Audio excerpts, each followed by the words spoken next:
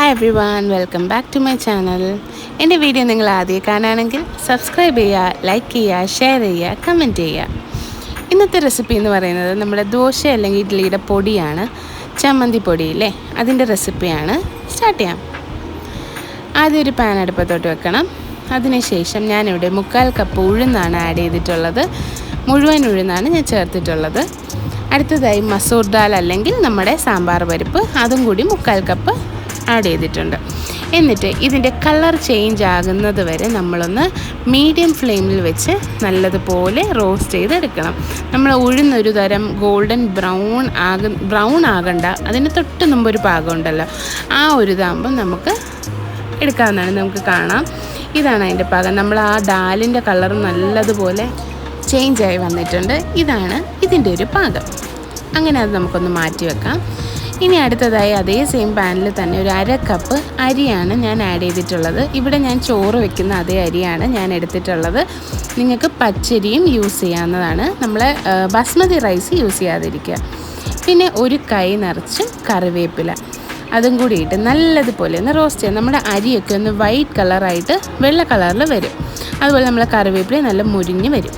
നമ്മളങ്ങനെ മിക്സ് ചെയ്യുമ്പോഴത്തേക്കും ഇതുപോലെ നമുക്ക് ഒന്ന് കളർ മാറി വരുന്നുണ്ട്. നമ്മുടെ അരിയൊക്കെ കണ്ടോ, ഏകദേശം വൈറ്റ് കളറായി വരുന്നുണ്ട്. അങ്ങനെ ഇതുപോലെ ഒന്ന് ആയിക്കഴിഞ്ഞതിന് ശേഷം ഇതിലേക്ക് അടുത്തതായി ആഡ് ചെയ്യുന്നതാണ് ഒരു 10 മുതൽ 15 വറ്റൽമുളക് നിങ്ങളുടെ എരിവിനനുസരിച്ച് ചേർക്കാം. ഞാനിവിടെ 15 വറ്റൽമുളക് ആഡ് ചെയ്തിട്ടുണ്ട്. നിങ്ങൾക്ക് 10 മുതൽ 15 വരെ ചേർക്കാം. അങ്ങനെ അതും കൂടി ഒന്ന് റോസ്റ്റ് ചെയ്തിട്ട് അതും കൂടി ഒന്ന് മാറ്റി വെക്കണം. ഇനി അതേ പാനിൽ തന്നെ 1 ടേബിൾ സ്പൂൺ വെളിച്ചെണ്ണയാണ് ഞാൻ യൂസ് ചെയ്യുന്നത്.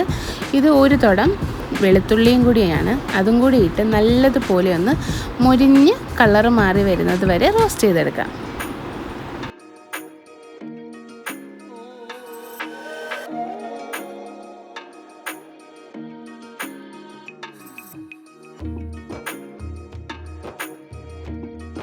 അങ്ങനെ ഇവിടെ ഏകദേശം നമ്മുടെ വെളുത്തുള്ളിയൊക്കെ നല്ലതുപോലെ കളറൊക്കെ മാറി വരുന്നുണ്ട്.